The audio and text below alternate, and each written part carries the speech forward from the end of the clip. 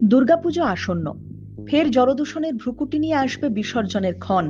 পরিবেশ সুরক্ষার জন্য বিশেষ গুরুত্ব দিচ্ছে রাজ্য। কেন্দ্রের ন্যাশনাল মিশন ফর ক্লিন গঙ্গার নির্দেশিকা মেনে গঙ্গা ও অন্য জলাশয়ে দূষণ রুখতে পুরসভাগুলিকে সম্প্রতি বিশেষ নির্দেশ পাঠিয়েছে পরিবেশ দপ্তর। তৈরি করা হয়েছে বিশেষ গাইডলাইন। কি রয়েছে সেই গাইডলাইনে? পুকুরের মধ্যে সিনথেটিক লাইনার লাগানোর কথা বলা হয়েছে, যাতে পুজোর ফুল, মালা বা অন্য সামগ্রী জলের নিচে জমতে না পারে।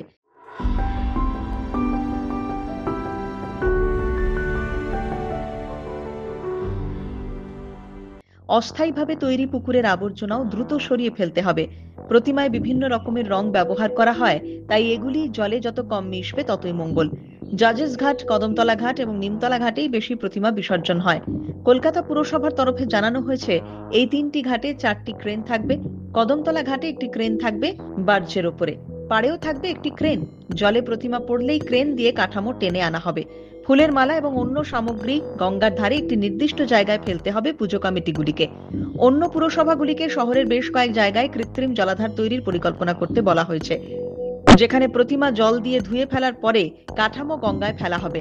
তবে কলকাতায় যে মাপের প্রতিমা তৈরি হয়, সেই অনুযায়ী কৃত্রিম জলাধার তৈরির মতো ফাঁকা জায়গা প্রায় নেই। তাই এই ব্যবস্থা সব জায়গায় করা সম্ভব নয় বলেই মত পরিবেশ বিজ্ঞানীদের।